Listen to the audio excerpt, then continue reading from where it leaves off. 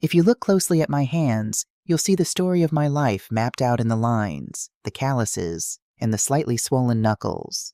For 35 years, these hands bathed feverish patients, administered IVs at 3 in the morning, and held the fragile fingers of people taking their very last breaths. I was the head nurse at one of the busiest trauma centers in Atlanta. You don't survive 3 decades in that kind of environment without developing a spine made of pure titanium and a high tolerance for nonsense. But nothing. Not a 12-hour double shift, not the chaotic hum of an emergency room, not even raising a boy entirely on my own after his father passed away, could have prepared me for the quiet, insidious exhaustion of living with my daughter-in-law, Tiffany. My name is Marla. I am 68 years old, and for the last 5 years I have been an unpaid, unappreciated, and utterly invisible domestic servant in a house that I own free and clear. This house, a sturdy 4-bedroom brick colonial nestled in a quiet, tree-lined cul-de-sac, was supposed to be my sanctuary. I bought it in the late 90s. I paid the mortgage with overtime checks, missed holidays, and aching feet. Every oak floorboard I polished, every azalea bush I planted in the front yard was a testament to my survival. When I finally retired 3 years ago, the plan was simple. Sip my morning coffee on the back porch, tend to my garden, read the thriller novels I never had time for, and enjoy the peace I had bled for. Then came Tiffany. My son Kevin brought her home 5 years ago. Kevin is 32, a good-hearted but chronically exhausted man who manages a regional logistics warehouse. He works 60-hour weeks, his phone constantly buzzing with supply chain crises. He's a provider, just like I raised him to be. But somewhere along the line, his kindness morphed into a blind, desperate need to keep the peace. Tiffany is 28, breathtakingly pretty, and subscribes entirely to a social media trend she constantly refers to as the soft life. For those unfamiliar with the term, in Tiffany's translation, the soft life means she is the prize. The universe revolves around her aesthetic, and manual labor, including cooking, cleaning, or contributing in any meaningful way to the household, is a toxic disruption to her inner peace. When they got married, they were trying to save up for a down payment on their own place. Naturally, I opened my doors. "Just for a year or two, Ma," Kevin had said, the dark circles under his eyes already making him look a decade older. "Until we get on our feet. A mother's love is a dangerous thing. It makes you blind to the boundaries you should be setting." I agreed. The shift didn't happen overnight. It was a slow, calculated creep. It started with small things. A coffee mug left on the granite countertop for me to wash. A pile of designer clothes from Nordstrom draped over the banister, waiting for me to take them to the dry cleaners. Then, it escalated. Tiffany worked part-time as a social media consultant, which mostly involved recording herself doing skincare routines in my guest bathroom, which she had entirely commandeered, and unboxing expensive packages. I became the background character in her carefully curated online life. I remember a Tuesday afternoon last September. I was on my knees in the garden, pruning the rose bushes, my back aching. I came inside, wiping sweat from my brow, only to find Tiffany sitting at the kitchen island in a silk robe, a ring light set up in front of her. "Marla," she called out, not even looking up from her phone screen. She never called me Mom. It was always Marla, spoken with the breezy entitlement of a hotel guest addressing the concierge. "I have a brand deal meeting on Zoom in 20 minutes. Be a doll and whip up one of those chicken salads for me? And make sure there's no onion, it makes me bloat." I froze, the dirt still under my fingernails. I looked at my son, who had just walked in from a grueling shift, still wearing his steel-toed boots. He gave me that look, that pleading, exhausted look. "Please, Mom, just do it. Don't start a fight." I swallowed the bitter taste of pride, washed my hands, and made the salad. As I chopped the celery, I could hear her on her phone, talking to a friend. "Oh, girl, yes. Kevin is treating me like an absolute queen. I'm just focusing on manifesting my goals. You know, I refuse to stress over domestic chores. It's all about protecting my energy." Protecting her energy. She was protecting her energy by draining mine. For years, I told myself I was doing it for Kevin. I cooked the meals because I knew if I didn't, my son would be eating microwaved ramen after a 14-hour workday. I cleaned the house because I couldn't stand to see the home I worked so hard for turn into a landfill of Amazon boxes and discarded makeup wipes.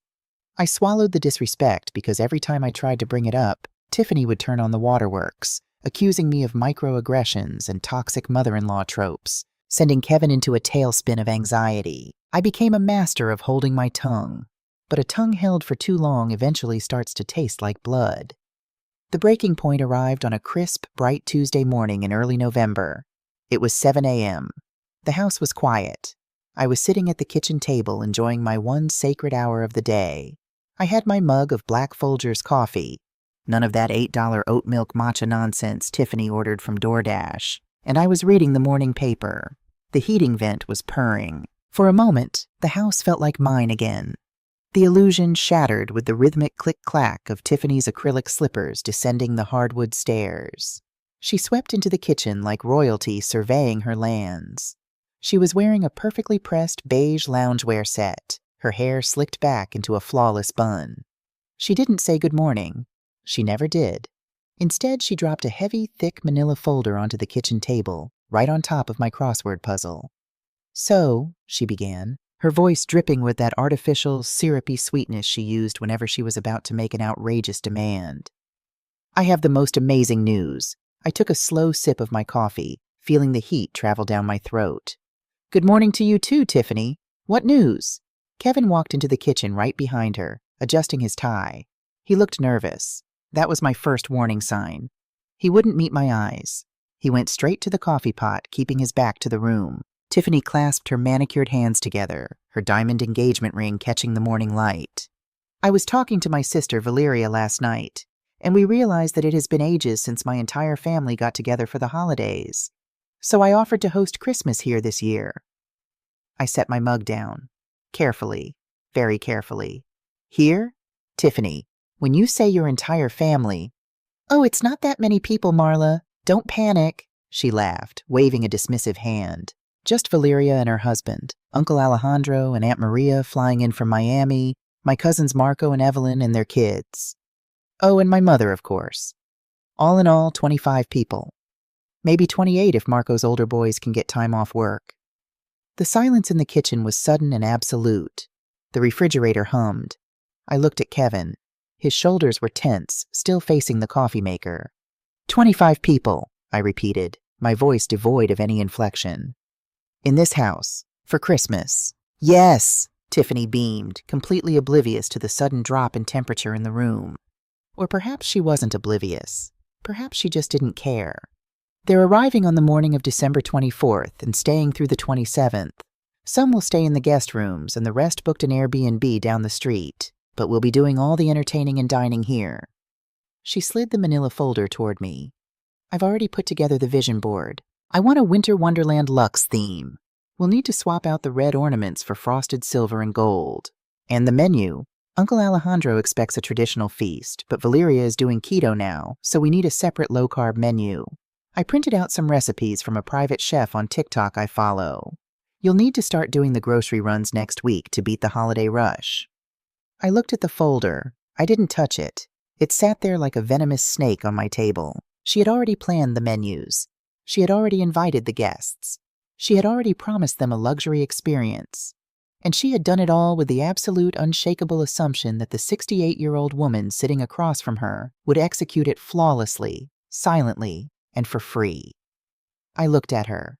Really looked at her.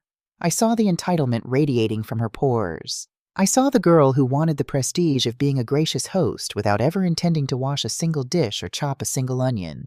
Then I looked at my son. "Kevin," I said softly. He finally turned around. He looked like a man walking to his own execution. "Mom, look, I know it's a lot, but Tiffany's family hasn't been together in years. It's important to her. And you. You always make the holidays so special.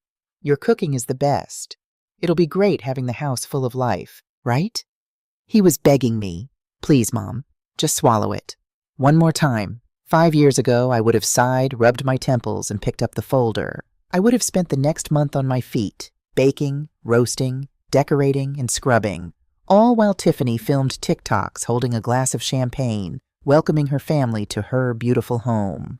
I would have done it because I loved my son, and because I thought keeping the peace was the highest form of love. But as I sat there, staring at the perfectly typed list of demands, something inside my chest shifted. It wasn't a violent explosion. It wasn't a fiery burst of rage. In fact, it was the exact opposite. It was a profound, icy clarity. In my years in the ER, I had seen a lot of things. I knew the difference between a wound that could be stitched up and a limb that had to be amputated to save the body. This situation, this dynamic, it had gone necrotic. The infection of Tiffany's entitlement and Kevin's complicity had spread too deep. A Band-Aid wasn't going to fix it. Screaming wouldn't fix it. I looked down at my hands, the hands that had built this life, the hands that were currently being volunteered to cater to 25 strangers so a spoiled girl could play pretend on the internet. When I finally looked up, I didn't frown. I didn't raise my voice.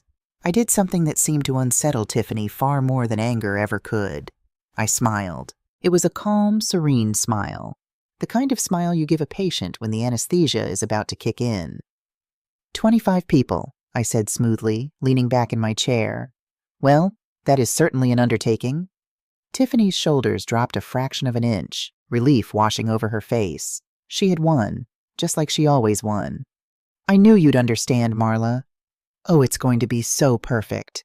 I need to go call Valeria and tell her the menu is locked in. She turned on her heel, her slippers clicking briskly as she hurried out of the kitchen and back up the stairs. Kevin let out a massive, shuddering breath, walking over to kiss the top of my head. Thanks, Mom. Seriously. You're the best. I promise I'll help you with the heavy lifting when I'm not at the warehouse. Have a good day at work, Kevin, I murmured, my eyes fixed on the manila folder. Love you, Ma. Love you too, son. I listened to the front door close, followed by the sound of Kevin's truck pulling out of the driveway. The house was quiet again. I reached out and opened the folder. The first page was a printed checklist. Buy 3 organic turkeys. Hand pipe the royal icing on the gingerbread cookies. Ensure the guest bathrooms have matching Jo Malone diffusers. I read through the list, feeling a strange, intoxicating sense of liberation washing over me. Tiffany thought I was going to do all of this. Kevin thought I was going to do all of this. But as I traced the edge of the paper with my thumb, a plan began to form in the back of my mind. A plan that required absolute secrecy, meticulous timing, and a heart made of stone. I was not going to cook for 25 people. I was not going to decorate the banisters. I was not going to buy matching diffusers. In fact, when Tiffany's beloved family arrived on the morning of Christmas Eve, I wasn't going to be in the state of Georgia at all. I stood up, took the meticulously curated Winter Wonderland Luxe folder, and dropped it straight into the kitchen trash can. The game was over. The era of Marla the maid was officially dead. It was time for them to learn that when you treat the foundation of a house like dirt, eventually, the whole damn structure comes crashing down on your head, and I was going to make sure I had a front row seat to the collapse. November in Georgia is deceptive. One day you're sweating in the afternoon sun, and the next, a bitter frost grips the morning dew, turning the grass into brittle shards of glass. The weather in my house mirrored the season perfectly. On the surface, everything remained politely warm. Tiffany still paraded around in her silk robes. Kevin still came home exhausted, bringing with him the smell of cardboard dust and diesel fuel. And I still went through the motions of cooking dinners. But beneath that surface, the frost was setting in. Ever since Tiffany dropped the manila folder of Christmas demands on my kitchen table, I had begun observing her differently. When you work 35 years as a trauma nurse, you learn to read the subtle signs of a failing body before the monitors even start beeping. A slight discoloration of the skin, a shallow breath, a nervous twitch in the eye. I began to apply that same clinical observation to my daughter-in-law. I noticed the small, frequent Amazon packages arriving daily, hidden quickly in the recycling bin. I noticed the way she snatched the mail from the carrier before I could get to the box. I noticed the persistent, anxious tapping of her acrylic nails against her phone screen when Kevin wasn't in the room. But no matter how vigilant a person is, they always slip up eventually. Tiffany's slip-up arrived on a rainy Thursday, exactly 1 week before Thanksgiving. Tiffany had left the house early for a networking brunch at a high-end bistro downtown. Kevin was at the warehouse, deep in the chaos of pre-holiday shipping schedules. The rain was coming down in sheets, so the postal worker had rubber-banded our mail and tossed it onto the covered front porch instead of putting it in the curbside box. I went out to retrieve it. It was the usual mix: a utility bill, a flyer for a local roofing company, and a thick, official-looking envelope from Heritage National Bank. I froze. The envelope was addressed to Kevin and Tiffany, but there was a transparent window on the front. Through that window, clearly printed under a bold heading titled Subject Property Reference, was my address, my house. Now I am not a woman who snoops. I raised Kevin to respect privacy, and I expected the same in return. But when a major banking institution references the property you spent 30 years paying off on an envelope addressed to someone else, the rules of polite society no longer apply. I took the envelope into the kitchen, grabbed a butter knife, and slid it open. My hands, which had remained steady while holding pressure on arterial bleeds, were trembling slightly. I pulled out the crisp white pages. It was a formal notice of action. Dear Kevin and Tiffany, thank you for your recent application for a home equity line of credit, HELOC, in the amount of $75,000. We regret to inform you that we are unable to approve your request at this time. I stopped breathing. The kitchen seemed to tilt on its axis. $75,000. A loan against the equity of my home. I forced my eyes to keep reading. The rejection wasn't because they lacked my signature. They hadn't even gotten that far in the underwriting process. The denial was based on a severely high debt-to-income, DTY, ratio, citing insufficient verifiable income for the co-applicant, Tiffany, and excessive recent unsecured credit inquiries. I sank into the kitchen chair. The silence of the house pressed against my eardrums. She had tried to leverage my sanctuary, my life's work, to fund God knows what. But the most terrifying question wasn't why she did it. The most terrifying question was, did Kevin know? Was my son, the boy I had raised to be honest and hardworking, complicit in an attempt to steal his own mother's home out from under her? That thought hurt more than the betrayal. It felt like a physical weight on my chest. I couldn't cry. The shock was too deep for tears. Instead, a cold, clinical detachment washed over me. I needed to perform triage.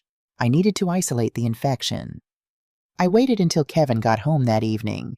Tiffany was still out, supposedly at a boutique checking out holiday aesthetic inspirations. Kevin walked through the door looking like a ghost of a man. His work boots dragged on the hardwood.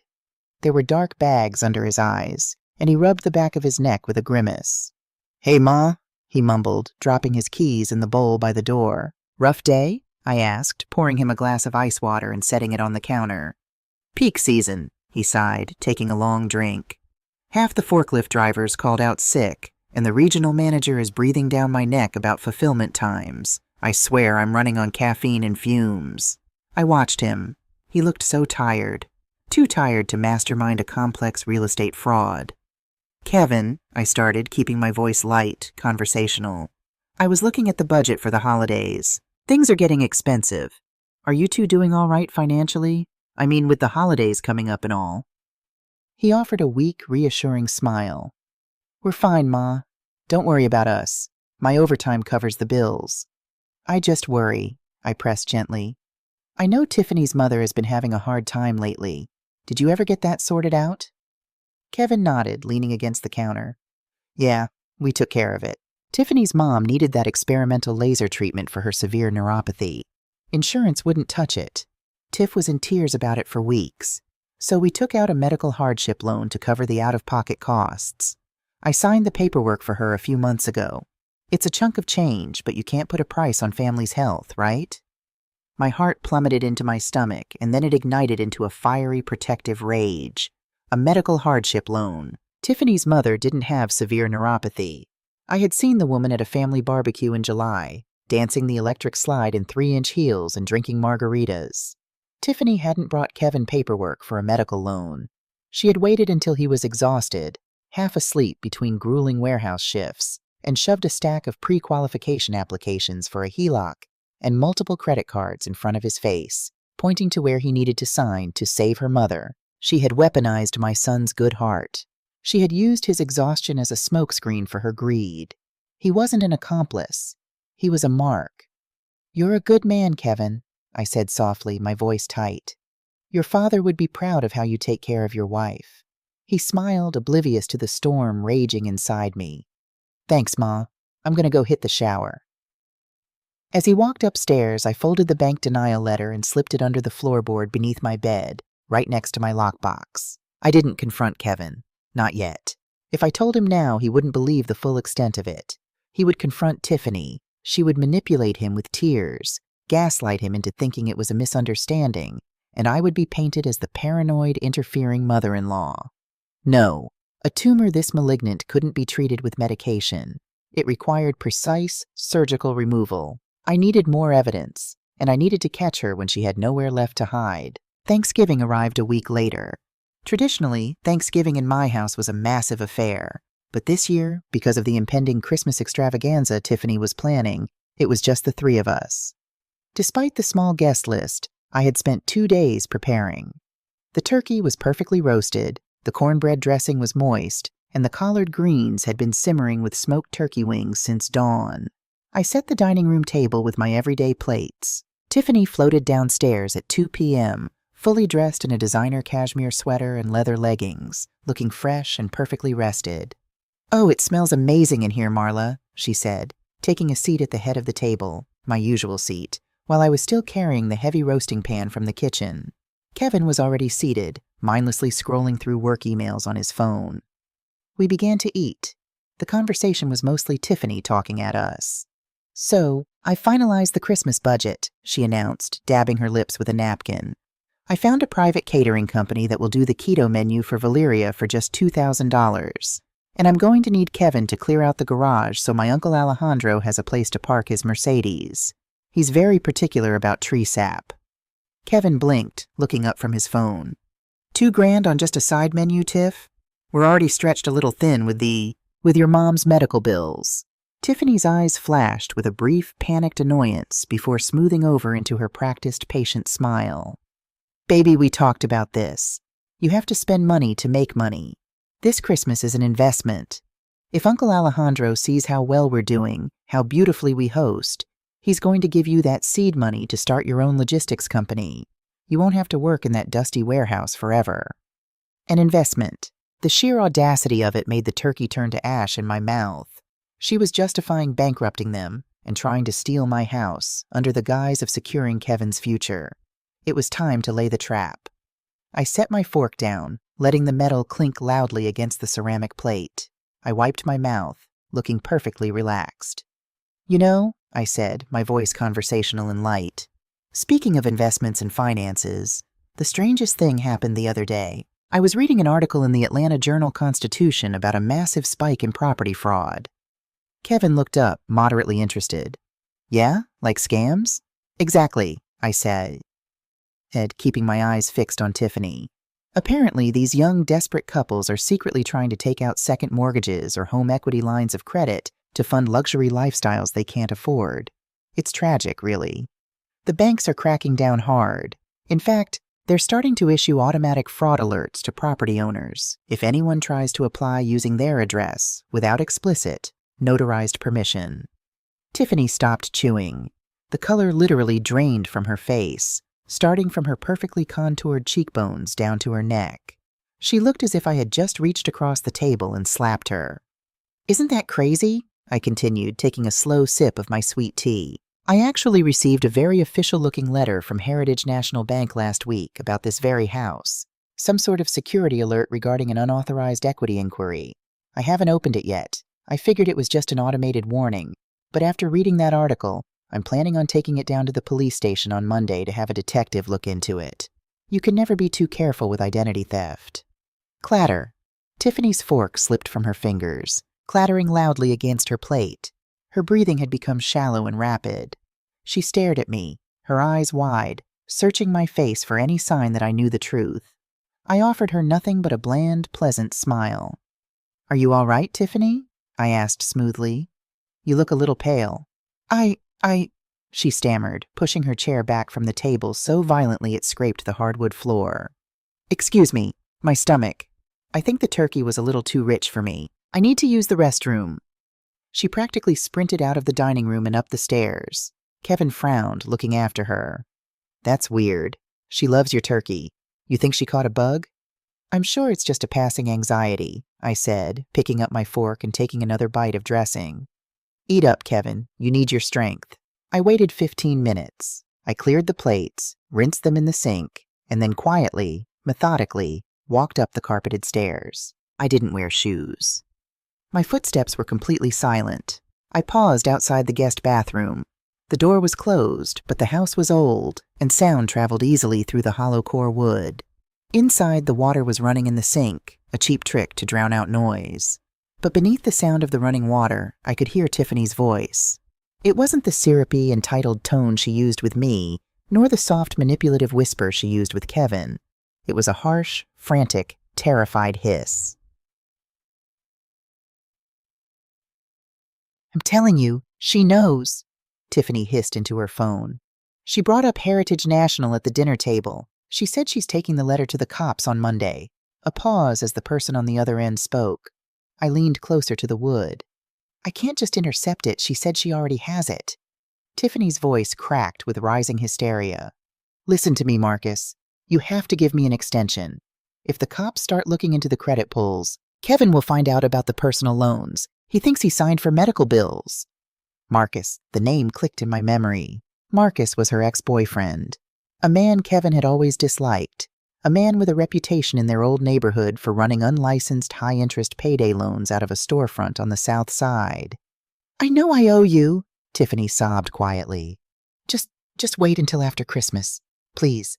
My Uncle Alejandro is coming. He's loaded, Marcus. If I can just put on a perfect show, if I can just convince him that Kevin and I are successful and ready to invest, he'll write a check. I'll pay you back the 30 grand with interest, I swear to God. But you cannot show up here. You cannot ruin this." Another pause. Tiffany let out a whimper of pure terror. Okay, fine. You can come to the Christmas party. I'll tell Kevin you're a networking contact. Just to play along. Don't make a scene. I'll get you your money." The call ended. I stood in the dark hallway, the shadows wrapping around me. The picture was finally complete. It wasn't just about a luxurious Christmas aesthetic. It wasn't just about laziness. Tiffany was $30,000 in debt to a loan shark ex-boyfriend. She had manipulated my son into attempting real estate fraud to pay it off. And now she was planning to use my home, my food, and my labor to host a fraudulent theatrical production to scam her own rich uncle out of the money she needed to save her skin. She was going to bring a loan shark into my sanctuary on Christmas Eve. I backed away from the door, my heart beating in a slow, heavy rhythm. The anger I felt wasn't hot anymore. It was absolute zero. It was the kind of cold that shatters steel. I walked quietly into my bedroom and locked the door behind me. I sat at my small writing desk, pulled out a yellow legal pad, and uncapped a pen. I wasn't just going to leave for Christmas. That was too easy. That was a retreat. I was going to let her build her perfect house of cards. I was going to let her invite her wealthy family and her dangerous ex-boyfriend. I was going to let her set the stage for her grand illusion. And then, right when the curtain was supposed to rise, I was going to burn the entire theater to the ground. There is a specific kind of silence that settles over a house when the people living inside it are lying to each other. It's not a peaceful silence. It's the heavy, suffocating stillness you feel in the air right before a tornado touches down. In the weeks following Thanksgiving, my home was drowning in that silence. Tiffany believed she had successfully managed the crisis. In her mind, she had convinced her loan shark ex-boyfriend, Marcus, to hold off until Christmas, and she assumed my mention of bank fraud was nothing more than an old woman reading too much local news. She went back to her soft life routine, ordering more frosted silver ornaments and practically vibrating with excitement over the grand illusion she was preparing for her Uncle Alejandro. I, on the other hand, went back to playing my part. I ironed the guest linens. I polished the good silverware. I smiled. I said, "Yes, Tiffany, and whatever you think is best, dear. If you are going to lay a trap for a predator, you must first convince them that you are nothing more than harmless prey." The final piece of the puzzle, the revelation that officially shifted my mission from a simple eviction to a total scorched earth destruction, came on the second Tuesday of December. Kevin had left for the warehouse before dawn. Tiffany was upstairs, presumably sleeping until her usual 10 a.m. wake-up time. I was in the kitchen, preparing a batch of sweet potato pies for the church bake sale. My phone was charging upstairs, so I grabbed the family iPad off the kitchen island to pull up my grandmother's exact measurements for the nutmeg to cinnamon ratio. Kevin used this iPad for his fantasy football leagues, and Tiffany occasionally used it to monitor her social media analytics when her laptop was dead. Because they shared it, Their Apple accounts were both linked to the device's file system. I unlocked the screen and opened the web browser. As I went to type in the search bar, my finger slipped on the glass, accidentally closing the browser and opening the Files app instead. I was about to swipe out of it when a specific folder caught my eye. It was located under Tiffany's synced iCloud drive. It wasn't the name of the folder that stopped me. The name was incredibly boring. Project M_2026. What stopped me was the date it was last modified. It had been updated at 2:00 a.m. the previous night. A cold shiver of intuition ran down my spine. 35 years of nursing teaches you to trust your gut when it tells you something is wrong. My gut wasn't just whispering, it was screaming. I wiped the flour off my hands with a dish towel, my heart beating a slow, heavy rhythm against my ribs. I tapped the folder. Inside, there were 2 subfolders. One was labeled Financials.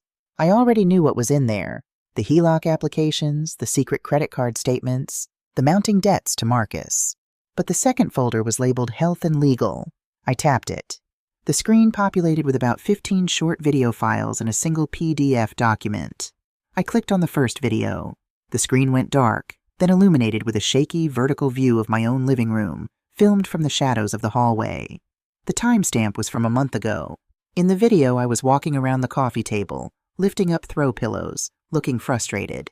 Where did I put my reading glasses? My voice echoed softly from the iPad speakers. The video cut out. I frowned, a knot tightening in my stomach, and clicked the next video. This one was from late October. I had just finished an 8-hour deep clean of the house and had taken a dose of NyQuil for a budding head cold. In the footage, I was standing in the kitchen in my nightgown at 2 a.m, holding a glass of water, looking disoriented and groggy from the medication. "Marla, are you lost?" Tiffany's voice whispered from behind the camera. "What?" "No, Tiffany, I'm just getting water. The light is too bright," I mumbled, shielding my eyes and stumbling slightly. The video abruptly ended there. My breath caught in my throat. I clicked video after video. Every single one was a carefully curated, out-of-context snippet of my life. A moment of natural forgetfulness. A moment of exhaustion. A moment of medication-induced grogginess. Then, I opened the final video file. It was labeled master_edit.mp4.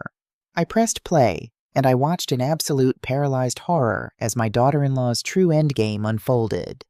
Tiffany had taken a video editing software and spliced all the clips together, but she hadn't just combined them.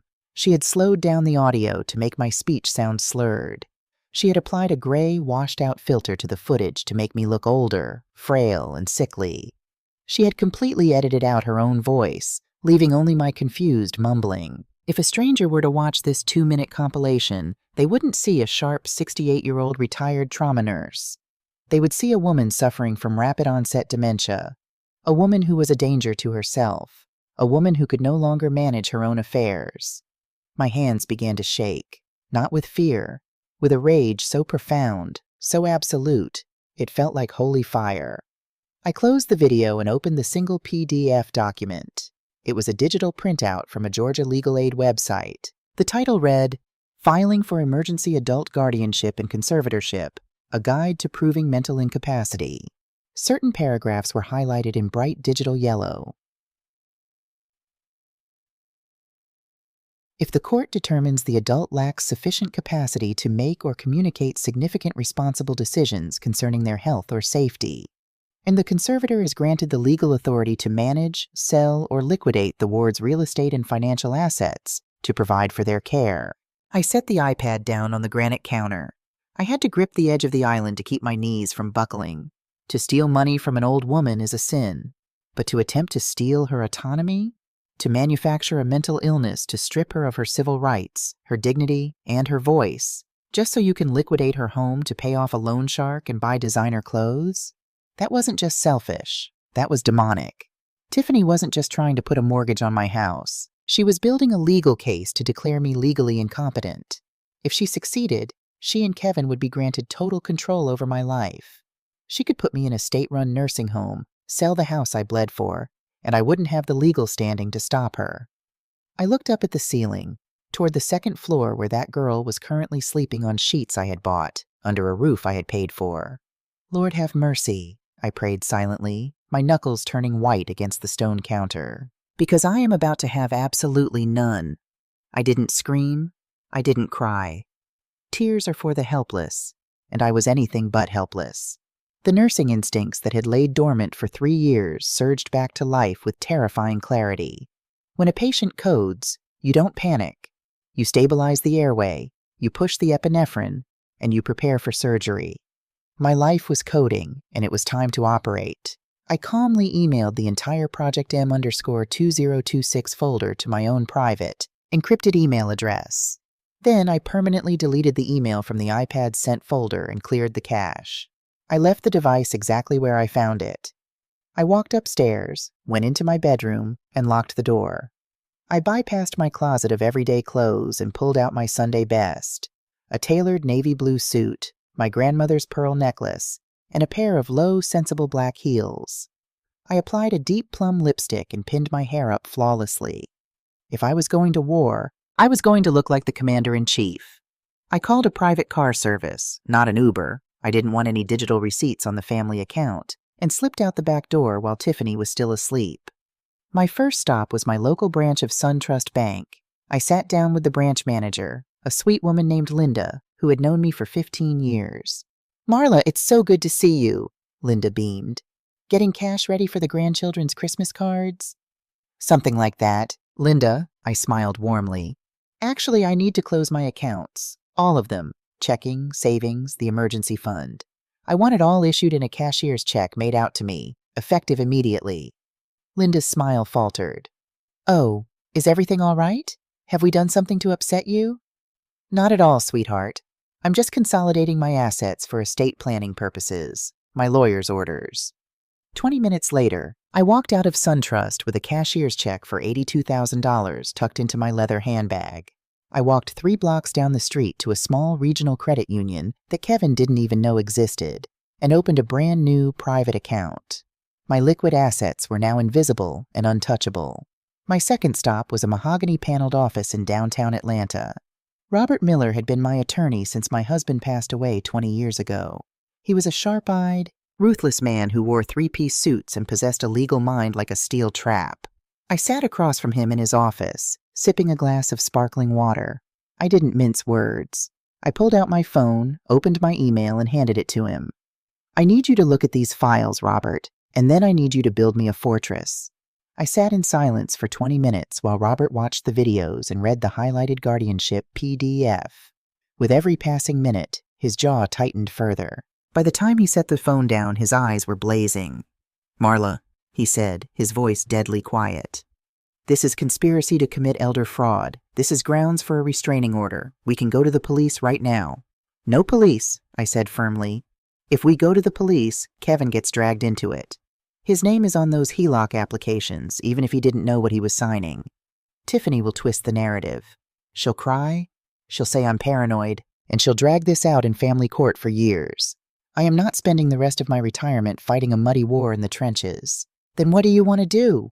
"I want to cut the oxygen supply to the fire," I said, leaning forward. "She wants the house. I want to make it legally impossible for her, Kevin, or anyone else on this earth to ever touch the deed to my property." Robert nodded slowly, a predatory smile touching the corners of his mouth. "An irrevocable living trust." "Explain it to me," I commanded. "If we move the deed of your house into an irrevocable trust," Robert explained, pulling out a legal pad, "you cease to be the legal owner of the house. The trust becomes the owner. You name yourself as the primary beneficiary, meaning you have the absolute right to live there until you die. But because you don't own it anymore, no one can force you to sell it. No creditor can put a lien on it. And most importantly, if Tiffany somehow managed to fraudulently declare you incompetent, a conservator still couldn't sell the house because the house isn't yours to sell. It's locked in the trust." "And when I pass away?" I asked. "We designate Kevin as the secondary beneficiary, but we add a specific poison pill clause." Robert's pen scratched rapidly across the paper. "We stipulate that upon your passing, the house cannot be sold or mortgaged for a period of 20 years. Kevin can live in it, but he cannot liquidate it. Tiffany will never see a single dime of equity from your property." "Do it," I said without hesitation. "Draft it up. I want it signed, notarized, and filed with the county clerk by the end of the week." "It'll be done," Robert assured me. He paused, looking at me with a mixture of awe and concern. "Marla, you're securing the assets, but you still have to go back to that house. You still have to look this woman in the eye, knowing she's trying to destroy you. Can you do that?" I stood up, smoothing the skirt of my navy suit. I thought about the thousands of hours I had spent on my feet, cleaning up other people's messes. I thought about the sheer unmitigated gall of a 28-year-old girl trying to erase my sanity for a quick payday. "Robert," I said softly, picking up my handbag. "I am a black woman who worked in the American healthcare system for 35 years. I have looked death, disease, and pure arrogance in the eye every single day of my life. Smiling at the devil while I quietly dig his grave is my specialty." I returned home just as the afternoon sun was beginning to dip below the pine trees. The house smelled like cinnamon and baking pie crust. Tiffany was in the kitchen, sitting at the island, typing furiously on her phone. She looked up as I walked in. "Where have you been?" she asked, a hint of genuine irritation in her voice. "The delivery guy brought the new Christmas tree skirt, and I had to go to the door and sign for it myself." I looked at her. I looked at the perfectly highlighted cheekbones, the expensive silk loungewear, the acrylic nails tapping against the screen. I knew every dark, desperate, malicious secret hiding behind those perfectly applied false eyelashes. I smiled, a warm, sweet, utterly hollow smile. "I'm sorry, dear," I said, walking over to the sink to wash my hands. "I just went for a little walk to clear my head. You know how my memory gets sometimes. I just needed some fresh air." I watched her reaction in the reflection of the kitchen window. Her eyes lit up with a dark, triumphant satisfaction. I had just handed her exactly what she wanted to hear, a confirmation of her own manufactured narrative. "Oh, Marla," Tiffany cooed, her voice dripping with fake sympathy. "You really do need to rest more. You're pushing yourself too hard. Don't worry. Once my family gets here for Christmas, you can just sit back and relax. We'll take care of everything." "I know you will. Tiffany," I murmured, drying my hands on a towel. "I have absolute faith that you are going to get exactly what you deserve this Christmas." She beamed, completely missing the double meaning. The trap was fully set. The bait was laid. The legal iron bars were locked firmly into place. Now all I had to do was wait for December 24th, pack my bags, and let the rats devour each other in the dark. By the second week of December, my house had been entirely transformed into a stage set for a play I had no intention of starring in. Tiffany had hired a crew of overpriced decorators to come in and execute her Winter Wonderland Luxe vision. The banisters were draped in artificial frosted pine, the mantel was covered in silver baubles that looked like disco balls, and an unnecessarily massive 12-foot flocked tree dominated my living room window. The whole place smelled like synthetic vanilla and desperation. Through it all, I remained the picture of the doddering, compliant mother-in-law. I nodded when Tiffany barked orders. I smiled when she complained about the catering company's quote for the keto menu. I even made her a cup of chamomile tea when she had a stress breakdown over whether the guest napkins should be ecru or eggshell. I was playing the long game. But even the best chess players occasionally get handed a piece they didn't see coming on the board. My unexpected queen arrived on a chilly Thursday afternoon in the form of a direct message on my Facebook account. I rarely used Facebook, mostly just to keep up with my old nursing colleagues and look at pictures of my cousin's grandchildren. But the notification bell on my iPad lit up with a message request from someone outside my network. "Dear Mrs. Marla," the message read, "This is Valeria, Tiffany's older sister. We met briefly at the wedding 5 years ago. I am hoping you have a few minutes to speak with me privately. I have some serious concerns regarding Tiffany's upcoming Christmas event and some financial claims she has been making to our family. Please call me at this number when it is safe to do so." I stared at the screen. Valeria. I remembered her from the wedding. She was 5 years older than Tiffany, wore a tailored charcoal suit instead of a flashy bridesmaid dress, and possessed a no-nonsense aura that I instantly respected. She was a senior certified public accountant in Chicago. She didn't suffer fools, and from what I recalled, she had very little patience for her younger sister's antics. I waited until Tiffany left for her weekly meditation and sound bath appointment. I locked myself in my bedroom, dialed the Chicago area code, and put the phone to my ear. Valeria answered on the second ring. "Valeria speaking." Her voice was crisp, professional, and completely devoid of the breathy, artificial sweetness her sister used to manipulate the world. Valeria, this is Marla, I said, my tone equally measured. I received your message. Mrs. Marla, thank you for calling me back so quickly, she sighed, the sound of a woman who was already deeply exhausted by a conversation she hadn't even started yet. I'll get straight to the point. I've been reviewing some of the arrangements for this Christmas gathering, and the math simply isn't mathing. Go on, I encouraged gently. Tiffany has been telling our Uncle Alejandro that Kevin's logistics business has taken off, Valeria explained, her voice tightening with irritation. She told him that Kevin is the CEO, that you are moving into a luxury assisted living resort because your memory is failing, and that they are looking for a $50,000 angel investment from Alejandro to expand their trucking fleet. I closed my eyes. The sheer audacity of the lies was breathtaking. It wasn't just a scam, it was a labyrinth of deceit. She also hit up our mother for $5,000 last month, Valeria continued, her tone growing colder. She claimed Kevin needed it to cover some unexpected warehouse repairs, but I looked at her Instagram yesterday, and she's flaunting a new authentic Chanel flat bag. Mrs. Marla, I work in forensic accounting. I smell a rat. Is Kevin actually running a company or is my sister running a con? It is a rare and beautiful thing when the universe hands you the exact weapon you need, fully loaded and with the safety off. I took a deep breath. Valeria, Kevin is not a CEO. He is a mid-level warehouse manager working 60 hours a week just to keep the lights on. He does not own a trucking fleet. Furthermore, my memory is sharper than a surgical scalpel. Your sister has been secretly recording me when I wake up in the middle of the night to get water, editing the footage, and attempting to build a fraudulent legal case to declare me mentally incompetent. The silence on the line was profound. For a solid 10 seconds, the only sound was the faint static of the cellular connection. She's trying to steal your house, Valeria finally whispered. It wasn't a question. It was the immediate, accurate deduction of a woman who understood money and the dark lengths people would go to get it. Yes, I replied calmly. She took out over $30,000 in high-interest loans from a loan shark named Marcus. Marcus is coming to my house for Christmas.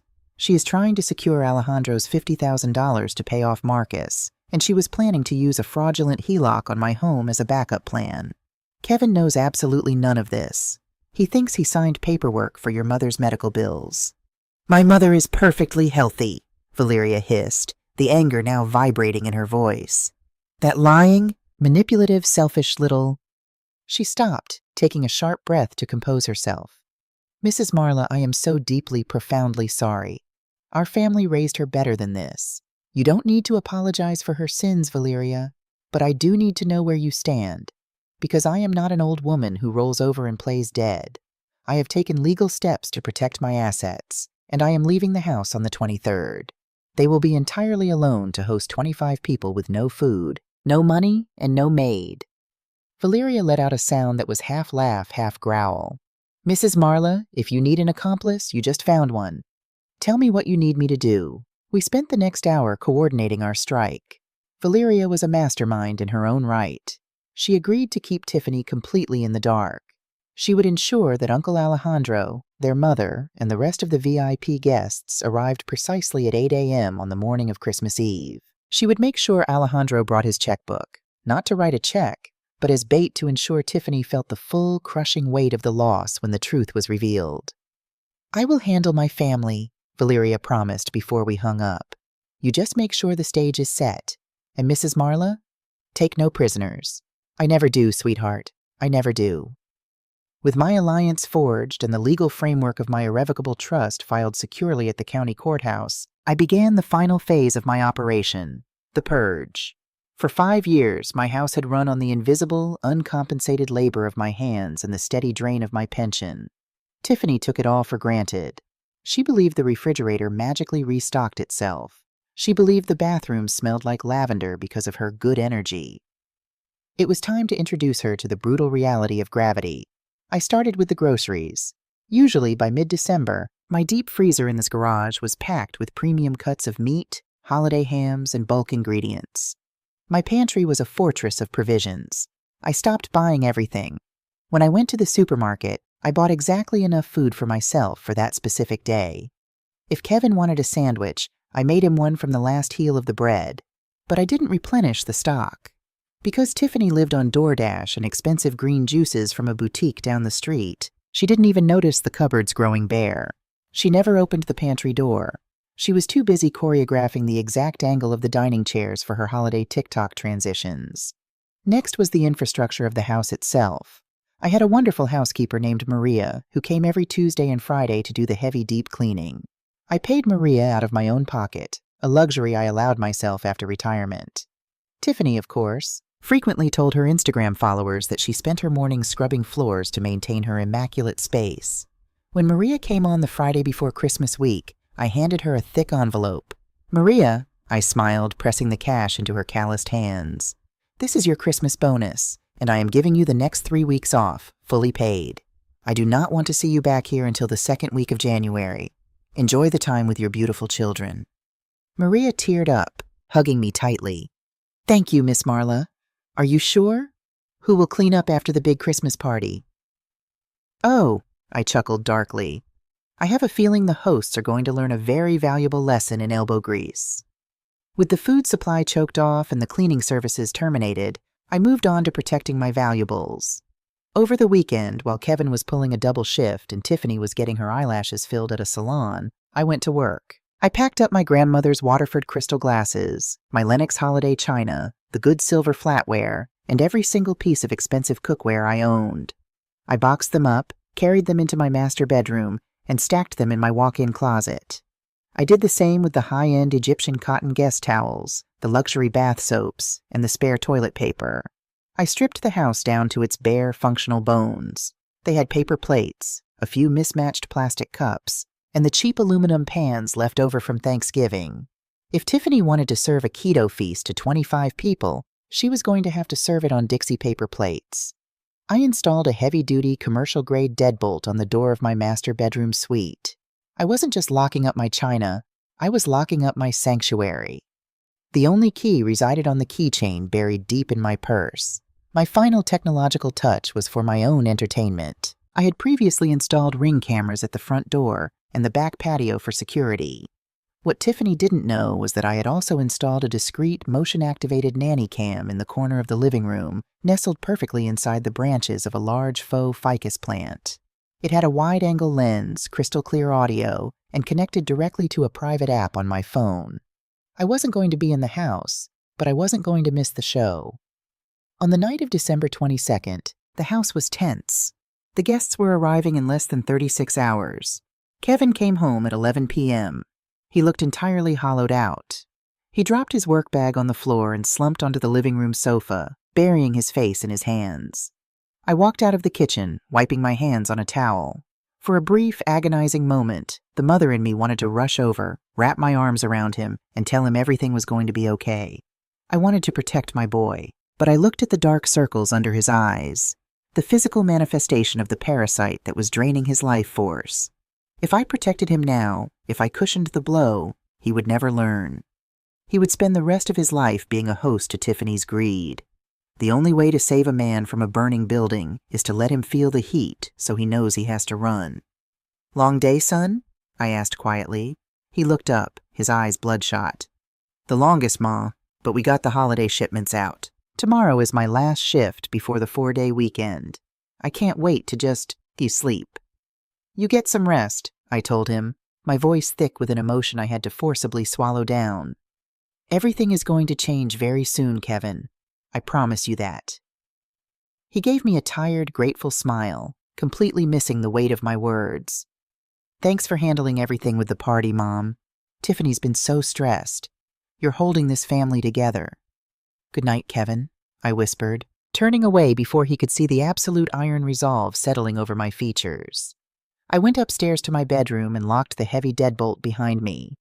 On my bed lay my 2 Louis Vuitton weekender bags, a retirement gift I had bought for myself 3 years ago. I packed them methodically: cashmere sweaters, resort wear, my good jewelry, and a bottle of my favorite aged bourbon. My flight to Fort Lauderdale was booked for 7 a.m. the following morning. From there, a private car would take me to a 5-star oceanfront wellness resort in Boca Raton. I had booked the penthouse suite for 2 full weeks. It cost a small fortune, but considering I had just saved myself from losing a $400,000 home, I considered it a bargain. With my bags packed and sitting by the door, I sat down at my writing desk to prepare the pièce de résistance. I took a pristine white legal envelope. Inside it, I placed the following items. 1. The printed email from Valeria, confirming that Uncle Alejandro knew everything and was bringing his checkbook only to mock her. 2. The loan documents detailing the $30,000 debt to Marcus the loan shark. 3. The printed summary of the irrevocable trust, proving the house could never, ever be sold or leveraged. 4. And finally, a formal, legally binding 30-day notice of eviction drafted by Robert Miller, addressed specifically to Tiffany. I didn't include the videos of her trying to prove me incompetent. I was saving those exclusively for Kevin to ensure the final nail in the coffin of their marriage was driven in straight and true. I folded the documents, sealed the envelope, and placed it inside a beautiful, velvet-lined jewelry box. I wrapped the box in thick, metallic red foil paper and tied it with a lavish gold silk ribbon. It looked like the kind of gift that held a diamond necklace or the keys to a luxury car. It was stunning. I walked downstairs in the dead of night. The house was pitch black, save for the glow of the absurd frosted silver Christmas tree in the living room. I placed the red and gold box dead center under the tree, right where it would catch the morning light. I attached a small, elegant calligraphy tag to the ribbon. To Tiffany and Kevin, a gift to build your future on. Open in front of the whole family. Merry Christmas, Marla. I stood up, adjusting the belt of my robe. I looked around the quiet living room, at the walls that had held my laughter, my tears, and my 30 years of hard work. You thought I was your maid, I whispered to the empty room, thinking of the girls sleeping upstairs. You thought I was just an old, tired woman you could discard. I smiled, the cold, clinical smile of a trauma nurse who had just successfully amputated a rotting limb. Checkmate, little girl. I turned my back on the Christmas tree, walked up the stairs, and set my alarm for 5 a.m. The purge was complete. Tomorrow, the fireworks would begin. At 5:30 a.m. on December 23rd, the house was silent as a tomb. I stood in the foyer, my 2 Louis Vuitton bags resting by my feet. I didn't leave a dramatic multi-page letter on the kitchen island. People who leave long letters are secretly hoping to be argued with. They want the drama of a response. I wanted nothing but the clean, surgical finality of a closed door. I took a Post-it note, wrote 3 sentences, and stuck it to the stainless steel refrigerator door. Gone to the beach for a much-needed retirement. The house, the cleaning, and the holidays are entirely your responsibility now. Open the red box under the tree when the family arrives. I locked the deadbolt behind me, stepped into the waiting black town car, and didn't look back. By 11 a.m., I was checking into my penthouse suite in Boca Raton. The air smelled of sea salt and expensive sunscreen. My balcony overlooked the endless expanse of the Atlantic Ocean, the waves crashing in a rhythmic, soothing lullaby. I ordered a mimosa and a plate of fresh fruit, set my phone on the glass patio table, and finally turned off airplane mode. The screen immediately exploded. 22 missed calls from Tiffany, 14 from Kevin. A barrage of text messages that painted a vivid, pathetic picture of a crumbling empire. 10:15 a.m. Tiffany. Marla, where are you? The pantry is completely empty. Where is the food for tomorrow? 10:30 a.m. Tiffany. Maria didn't show up to clean. The guest bathrooms aren't done. Please call me back. 11 a.m. Kevin. Mom, what's going on? Tiff is having a panic attack. Did you take the good plates? We literally have nothing to serve a 25-person dinner on. I didn't reply to a single one. Let them bleed. I put the phone on silent, put on my sunglasses, and spent the rest of the day at the spa getting a hot stone massage. The tension of 5 years was slowly melting out of my shoulders. The morning of December 24th dawned bright and crisp. At 7:45 a.m., I poured myself a cup of Blue Mountain coffee, walked out onto my balcony, and opened the security camera app on my phone. The living room camera feed loaded in high definition, the audio crystal clear. The scene in my house was absolute chaos. Tiffany was pacing the floor in a panic. She was wearing a velvet tracksuit, but her hair was a mess and her makeup was visibly rushed. She was barking orders at a hollow-eyed Kevin, who was attempting to arrange 3 dozen generic store-bought bagels and plastic tubs of cream cheese on a cheap aluminum tray. "This is a disaster," Tiffany hissed, checking her watch. "Uncle Alejandro is going to be here in 10 minutes. You were supposed to pick up the catering." I told you, Tiff, the catering company canceled because the deposit card declined. Kevin snapped back, his voice hoarse. And my mom is ghosting us. I don't know what to tell your family. We have no turkey, no keto menu, nothing. Before Tiffany could scream at him again, the front doorbell chimed. I smiled, taking a sip of my coffee. Showtime. Kevin opened the door. In swept the entire cast of characters. Valeria was at the front, looking sharp and impenetrable in a tailored camel coat. Behind her was Uncle Alejandro, a stern, wealthy man who expected the respect his money commanded. Aunt Maria, the cousins, and lingering awkwardly at the back of the group was Marcus, the loan shark ex-boyfriend, looking entirely out of place in his flashy leather jacket. "Merry Christmas!" Tiffany shrieked, her voice an octave too high, plastering on a manic, desperate smile. "Welcome to our beautiful home. Come in, come in." Alejandro stepped into the foyer, looking around. He frowned at the paper plates stacked next to the bagels. "Tiffany, where is Mrs. Marla? We brought her a gift to thank her for her legendary hospitality." "Oh, Marla is—" "She's resting," Tiffany lied smoothly, her eyes darting nervously toward Marcus. "Her memory has been slipping lately, you know. She had a bit of an episode, so she's at a wellness retreat. It's just us." Valeria stepped forward, her eyes locking onto the massive, silver-draped Christmas tree. And right beneath it, gleaming like a beacon of destruction, was my red foil box.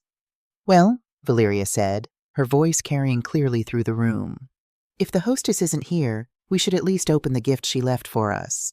It says right on the tag, 'To Tiffany and Kevin. A gift to build your future on. Open in front of the whole family.'" Tiffany's eyes lit up. Greed is a powerful anesthetic. It numbs all common sense. She probably thought I had left her a check, a guilt offering for abandoning her. "Oh, how sweet of her," Tiffany gushed, kneeling by the tree. The entire family gathered around the living room. Kevin stood awkwardly by the kitchen island, wiping his hands on a towel. Marcus leaned against the wall, his arms crossed. Tiffany pulled the gold ribbon. It fell away smoothly. She lifted the velvet lid of the box. Her smile didn't just fade, it shattered. She stared down into the box. I watched through the camera as her hands began to visibly shake. "What is it, sweetheart?" Alejandro asked, stepping closer. "The deed to the logistics fleet?" Tiffany couldn't speak. She tried to close the lid, but Valeria was faster. Valeria reached down, snatched the stack of papers out of the box, and handed the topmost document directly to Alejandro. "Let's see what the future holds," Valeria said coldly. Alejandro put on his reading glasses. The silence in the room stretched taut, like a rubber band about to snap. "This—" Alejandro's voice was a low, dangerous rumble. "This is a formal 30-day notice of eviction from an irrevocable family trust." He looked up, his eyes boring into Tiffany. "You don't own this house. Kevin doesn't own this house. You're being kicked out." "It's a mistake," Tiffany gasped, scrambling to her feet, her chest heaving. "She's crazy. I told you her mind is going." "Is that so?" Valeria asked. She pulled the next document from the stack. "Because her mind seemed perfectly sharp when she compiled this portfolio of your debts. $30,000 to a predatory lender." Valeria turned and locked eyes with the man in the leather jacket. "I assume you are Marcus?" Marcus stood up straight, his jaw tightening. "Yeah, and she owes me that money. She told me she was getting $50K from the rich uncle today." Alejandro's face turned an apocalyptic shade of purple. "You brought a loan shark into this house? To my family's Christmas gathering? You wanted my money to pay off street debt while pretending your husband was a CEO?" "Kevin!" Tiffany shrieked, whirling around to look at her husband.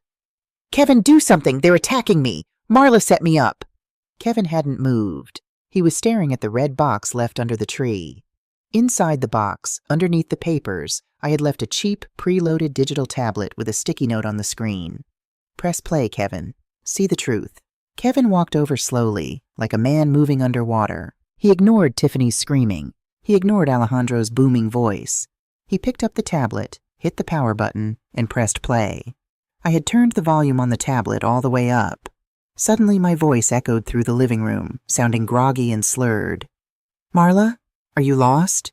came Tiffany's recorded whisper.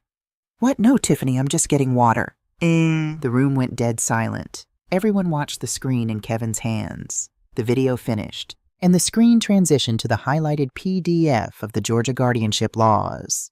Kevin looked up. He didn't look exhausted anymore. He looked like a man who had just woken up from a 5-year coma to find out his nurse had been poisoning his IV drip. You... Kevin's voice was a ragged, terrifying whisper. You recorded my mother, in her own home, when she was sick. Kevin, I can explain, Tiffany sobbed, reaching for his arm. I was just worried about her. I wanted to make sure she was safe. You were trying to declare her legally incompetent, Kevin said, the realization hitting him with the force of a freight train. He looked at the HELOC denial letter Valeria was holding. You wanted to lock her in a facility so you could steal her house. The house my father built for her.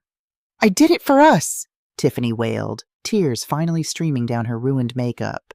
I wanted a soft life for us. Kevin didn't yell. That was the proudest I had ever been of my son. He didn't lose his temper. He didn't throw things. He simply accessed that cold, clinical titanium spine I had passed down to him. He gently brushed her hand off his arm as if she were a diseased insect. Valeria, Kevin said quietly, his eyes dead as he looked at his wife's sister. Take your family to the Airbnb you rented. I am so deeply sorry your holiday was ruined by this, but this is no longer a family gathering. Alejandro nodded curtly. You are a good man, Kevin. You deserved better than this parasite. He turned to Tiffany, his voice like cracking ice. Do not ever contact me or your mother again. You are dead to us. The family began to file out of the door, silent and disgusted. Marcus lingered behind. I still want my money, Tiff, Marcus sneered.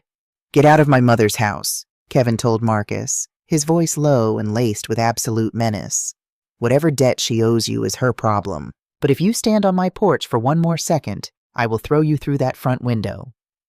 Marcus put his hands up, backing out the door. Hey man, not my circus, but she better watch her back. The door clicked shut. It was just Kevin and Tiffany left in the living room, surrounded by the wreckage of the frosted silver winter wonderland. Kevin, please, Tiffany begged, sinking to her knees on the hardwood floor. We're married, for better or for worse. We can fix this. Kevin looked down at her. There is no we. There hasn't been a we in years. You used me to get to my mother. You treated her like a slave, and then you tried to erase her. He walked past her, heading straight for the stairs. Through the camera's audio, I could hear his heavy footsteps on the second floor, followed by the sound of drawers being yanked open and hangers clattering. 10 minutes later, Kevin came back downstairs. He was dragging 3 massive black heavy-duty trash bags. He walked past the weeping Tiffany, opened the front door, and hurled the bags onto the front lawn. Designer shoes, silk robes, and expensive makeup spilled out onto the frosty grass. You have the eviction notice, Kevin said, standing in the doorway. My mother gave you 30 days legally. I'm giving you 30 seconds. Get your trash off my lawn and get out of this house. I have nowhere to go, she screamed. My family won't take me. I have no money. Then you better start walking, Kevin replied. He didn't wait for her to stand up. He grabbed her by the arm of her velvet tracksuit, hauled her to her feet, and marched her out the front door. Slam! The heavy oak door shut. I watched on the camera as Kevin locked the deadbolt. He leaned his forehead against the wood, his chest heaving as the adrenaline finally wore off. He slid down the door until he was sitting on the floor, burying his face in his hands. He was crying, grieving the death of an illusion, mourning the 5 years he had wasted on a monster. It hurt my heart to see my boy cry. But the fever had broken. The infection was purged. He would heal, and this time he would heal stronger. My phone buzzed on the patio table, a text message from Kevin. Mom, I am so sorry. I am so sorry. I see it now. I see everything. The house is empty. She's gone. Take as long as you need at the beach. I'll be cleaning the house until you get back. I read the text, a deep, profound peace settling over my soul. I typed back, I love you, son. There is a leftover sweet potato pie in the back of the freezer. Thaw it out and get some rest. I'll see you in January. I locked my phone and set it face down on the table. Out on the horizon, the Florida sun was climbing higher into the sky, painting the ocean in brilliant shades of turquoise and gold. A warm breeze swept across the balcony, carrying the scent of blooming jasmine. For the first time in 5 years, I didn't have a schedule. I didn't have a menu to plan. I didn't have a mess to clean up. I picked up my mimosa, leaned back in my lounge chair, and closed my eyes, listening to the beautiful, absolute silence of my newly reclaimed life. It really was going to be a perfect Christmas.